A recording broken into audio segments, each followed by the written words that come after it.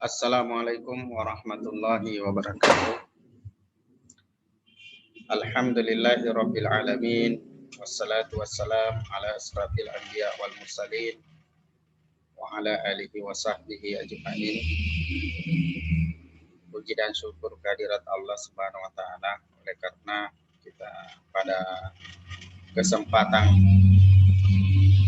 ini melakukan satu kegiatan yang mana tatkala penting untuk kita ikuti, yaitu melakukan pembekalan untuk pendidikan sistem ganda, kalau dulu disebut dengan prakerja atau praktek kerja industri. Namun di tahun 2021 ini berubah menjadi pendidikan sistem ganda. Mengapa disebut ganda? Ya perlu Anda ketahui bahwa karena selain Anda sebagai pendidik, Anda juga bertindak sebagai pekerja langsung yang ada di industri. Sekalipun dalam kontes Anda belajar di sana, ya, tetapi Anda bekerja sesuai dengan prosedur yang dilakukan oleh tempat industri yang kalian tempati. Dan marilah kita mengirimkan sholawat kepada Nabiullah Muhammad SAW sebagai uswatun hasanah yang patut kita contoh untuk aktivitas kita. Anak-anakku yang saya banggakan, terutama yang jurusan listrik ya, bahwa setelah kita mengikuti praktek, tentu harapan yang kita inginkan adalah mendapatkan nilai yang baik.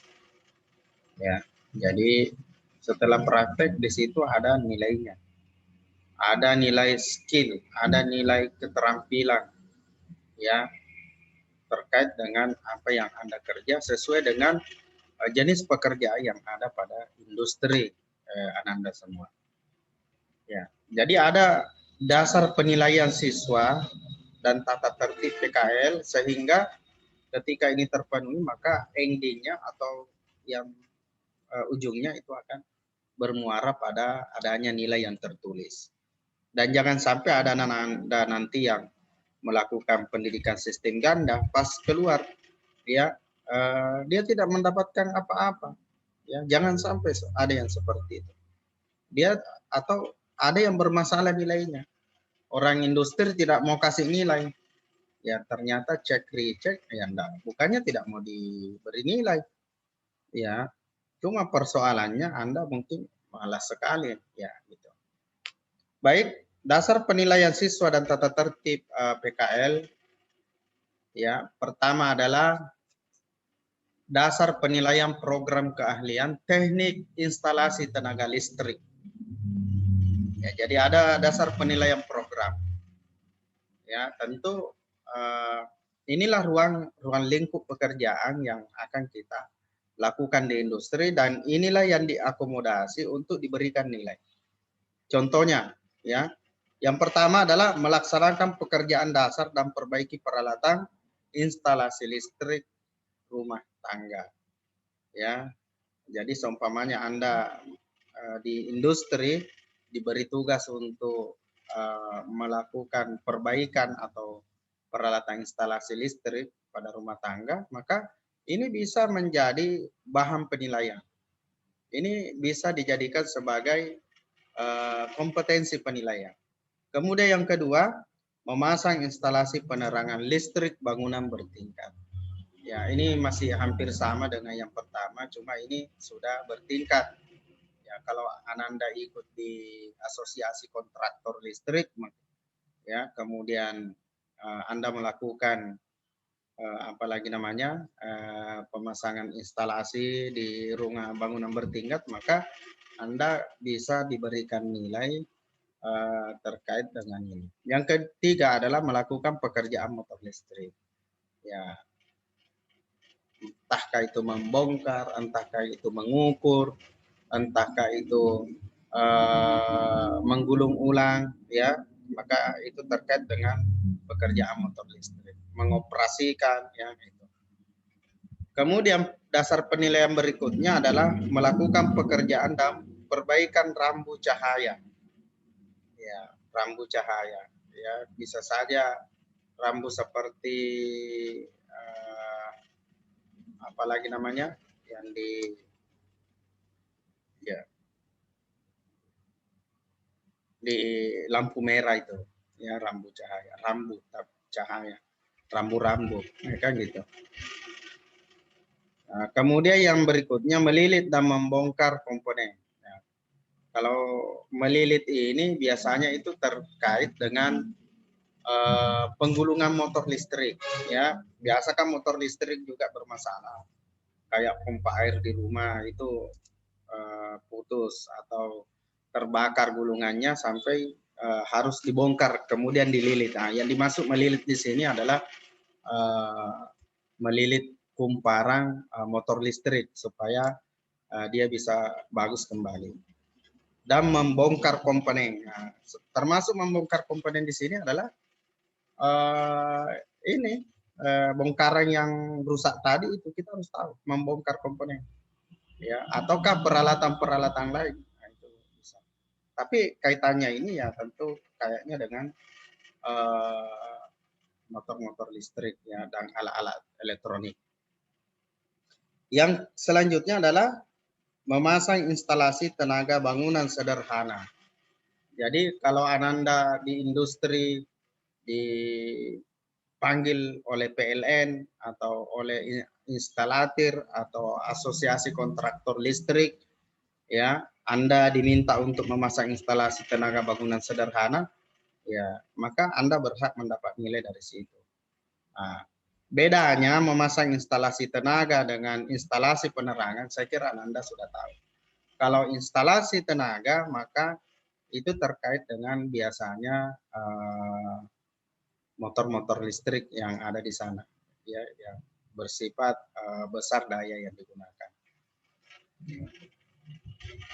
Kemudian yang selanjutnya mengoperasikan peralatan pengendali daya tegangan rendah. Nah, itu. Jadi seperti di industri itu ada pengontrolan-pengontrolan, ya. Contohnya mungkin PLC, ya, atau alat-alat elektronik pengendali tegangan yang lain, ya. Ketika Anda di industri, ya saya kira Anda juga bisa mendapatkan nilai dari kegiatan dalam mengoperasikan peralatan pengendali daya tegangan rendah. Ya. Nanti Anda bisa lihat di industri. Nah, pertanyaannya Pak, bagaimana kalau semua dasar penilaian program itu ada yang tidak ada? Ya tentu sesuaikan dengan jenis pekerjaan yang di sana.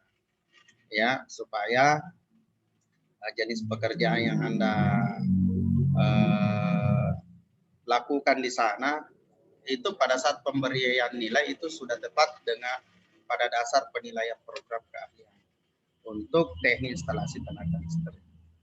Oke, itu dasar penilaian program. Kita beralih ke selanjutnya, tata tertib, ya. Siswa diharuskan, nah, ini harus. Jadi yang Anda lakukan pertama itu adalah mematuhi segala peraturan yang berlaku dalam perusahaan atau tempat melaksanakan program PKL. Ya, jadi itu yang pertama. Saya kira dimanapun kita ya pindah kampung saja ya juga begitu. Kalau kita pindah di satu tempat ya pasti segala peraturan yang berlaku dalam perusahaan atau tempat melaksanakan program itu harus dipatuhi. Yang kedua, berada di tempat praktek 15 menit sebelum praktek dimulai. Berlaku sopan, jujur, bertanggung jawab, berinisiatif, kreatif terhadap tugas yang diberikan. Mengapa harus cepat? Kelebihannya kalau cepat, itu biasanya orang yang menunggu-nunggu untuk melakukan kegiatan biasanya itu maksimal kegiatannya. Ya, tidak kesusu, ya, tidak terburu-buru. Apapun pekerjaan yang tidak terburu-buru biasanya lebih bagus dibanding dengan pekerjaan yang sifatnya terburu-buru. Makanya konsep menunggu 15 menit sebelum praktek dimulai itu harus kita terapkan. Kemudian yang ketiga, memakai pakaian seragam sekolah dalam keadaan tertentu, memakai pakaian praktek, memakai jilbab bagi siswi, ya. Ya tentunya pakaian seragam sekolah kalau Anda dibagikan di sekolah tentu ada pakaian PSG-nya ya. Jadi itu yang digunakan ya untuk mengidentifikasi bahwa kita itu adalah siswa PSG ya. Kemudian memberi salam pada waktu datang, memohon diri pada waktu akan pulang ya. Ini penting Ananda. Ya, banyak biasa orang yang pulang kadang waktu pulang itu tidak memohon diri. Ya, sehingga kadang ada yang mencari ya. Biasa ada keluarga cari. Anakku ini belum pulang. Makanya dia datang ke perusahaannya, di industrinya. Apakah anak saya ada? Ternyata anaknya tidak bilang-bilang tadi pulang, tidak pamit. Akhirnya ya ini menjadi sebuah kerisauan yang cukup luar biasa pada keluarga tentunya. Ya, jadi setidaknya kalau mau pulang Pak, saya pulang dulu Pak, Bu, saya pulang dulu Bu. Ya, insya Allah ketemu besok. Gitu. Jadi bangun komunikasi juga dengan rekan-rekan di industri atau setidaknya pembimbing kita atau staf yang ada di situ. Kemudian yang selanjutnya, memberitahukan kepada pimpinan atau pembimbing lapangan jika berhalangan hadir atau bermaksud untuk meninggalkan tempat praktek.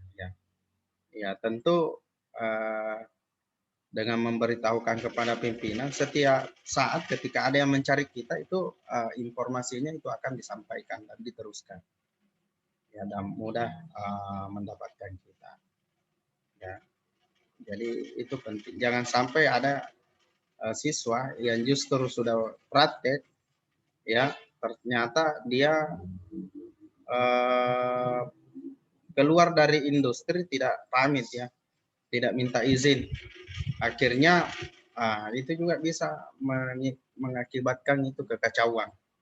Ya minimal kacau. Di mana ini? Ini harusnya dia berada di industri, loh baru jam segini sudah nggak ada. Ya, tapi kalau ada maksud yang lain saya kira perlu, termasuk ketika kita harus keluar bersama dengan karyawan lain atau pembimbingan lain, ya tentu tidak apa-apa kita pamit, kita sampaikan bahwa saya pergi ke sini.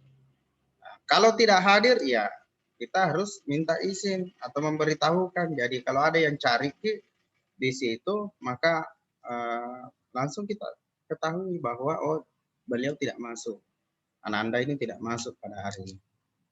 Selanjutnya membicarakan dengan segera kepada pembimbing lapangan, ketua kelompok atau petugas yang ditunjuk apabila mengalami kesulitan. Jadi anak-anakku kalau Ananda sudah ada di situ lebih 3 orang lah atau lebih lagi, segera bentuk ketua kelompok. Kalau jangan sampai, tapi biasanya di industri juga itu membentuk ketua kelompok ya, untuk memudahkan dalam prakerja. Ya. Kemudian selanjutnya mentaati peraturan dalam penggunaan peralatan dan bahan yang akan dipakai dalam praktek. Ya, saya kira ini sudah jelas ya, sudah jelas. Harus menggunakan peralatan dan bahan yang akan dipakai. Ya, karena ada dan kita yakin bahwa peralatan yang digunakan itu pasti ada karakteristiknya atau ada tata cara menggunakannya, maka kita harus mentaati peraturannya. Tentunya tujuannya pertama supaya kita aman dalam menggunakan, ya, tidak terjadi kecelakaan kerja, ya baik itu yang pada akhirnya akan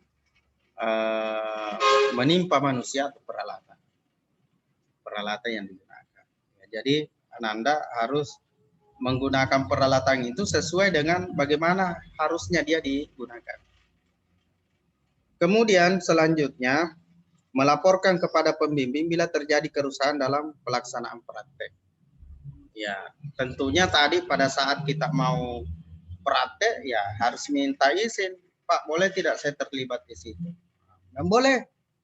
Ya, ketika kita kerja terjadi masalah maka Kalau ada masalahnya kita segera melaporkan ya apabila terjadi kerusakan dalam pelaksanaan praktek. Untuk apa? Untuk mendeteksi apa sebab-sebab daripada kecelakaan atau kerusakan yang terjadi. Kemudian yang terakhir adalah membersihkan dan mengatur kembali peralatan dengan rapi seperti semula setelah melakukan praktek. Saya kira ini satu kewajiban yang harus kita lakukan ya, di lab juga begitu ketika Nanda dulu apalagi praktek ya pasti setelah praktek harus dibersihkan. Supaya apa? Kalau kita bertemu lagi besoknya, maka kita bekerja, sudah siap bekerja itu dalam keadaan siap atau fresh ya. Nah, itu tata tertib keharusan yang harus atau yang mutlak dilakukan oleh siswa yang melakukan PSG. Kemudian larangan bagi siswa yang pertama, Ananda tidak boleh merokok di tempat praktek, itu peraturannya. Yang kedua, tidak boleh menerima tamu pribadi sewaktu melaksanakan praktek. Ya, jadi jangan terima tamu pada saat praktek. Ada orang itu pada saat bekerja suruh datang temannya, datang ke jemput karena kalau perlu jemput Kak. Supaya apa? Ya, supaya bisa meninggalkan tempat. Nah, itu tidak sopan yang begitu. Itu tidak layak untuk dilakukan. Jadi menerima tamu pribadi nanti setelah selesai kegiatan praktek. Kecuali ada hal-hal yang sangat penting mungkin bisa, tapi kalau hampir setiap hari mungkin temannya diundang di situ, ada temannya, ada tamunya, ya itu tidak boleh. Yang ketiga, mempergunakan peralatan tempat PKL ya tanpa seizin perusahaan. Ya, jadi jangan mempergunakan peralatan ya tempat PKL tanpa seizin perusahaan. Ya, jangan menggunakan peralatannya atau tempatnya ya tanpa seizin perusahaan. Kemudian selanjutnya siswa dilarang pindah tempat kegiatan praktek kecuali atas perintah yang berwenang dalam mengatur kegiatan praktek. Ya, tentunya kalau yang mengatur kegiatan praktek itu adalah Wakase Dudi, Dunia Usaha dan Industri ya, atau dalam hal ini di dalam koordinasi Pak Nasir. Sanksi-sanksi bagi yang melanggar. Pertama, pelanggaran tata tertib prakering ini akan dikenakan sanksi sebagai berikut. 1. Peringatan secara lisan di hadapan guru pembimbing, pembimbing PKL, dan orang tua siswa. Yang kedua, peringatan secara tertulis, yaitu berupa pernyataan dan perjanjian siswa serta pemberian sanksi pemindahan tempat PKL dan penghentian PKL. Nah, jadi Anda bisa dipindahkan, bisa juga dihentikan, ya, itu tergantung bagaimana bagusnya. Yang ketiga, penggagalan prakerin dinyatakan tidak lulus program prakerin dan dinyatakan tinggal kelas. Nah, itu jadi Anda bisa dikatakan penggagalan prakerin, ditarik ya, bahasa kasarnya ditarik. Kemudian bisa jadi juga yang terakhir ini Anda dikeluarkan dari sekolah. Itu sanksi-sanksi ketika Anda tidak mematuhi tata tertib yang saya sampaikan sebelumnya. Ya, saya kira itu saja yang saya sampaikan untuk anak-anakku. Saya berharap kepada anak-anakku untuk senantiasa memperhatikan ya ini. Semoga Anda semua nanti pada akhirnya selesai prakerin dan mendapatkan nilai yang memuaskan. Saya kira itu saja yang saya sampaikan. Fastabiqul khairat, nun wal kalami wa ma yasturun. Wassalamualaikum warahmatullahi wabarakatuh.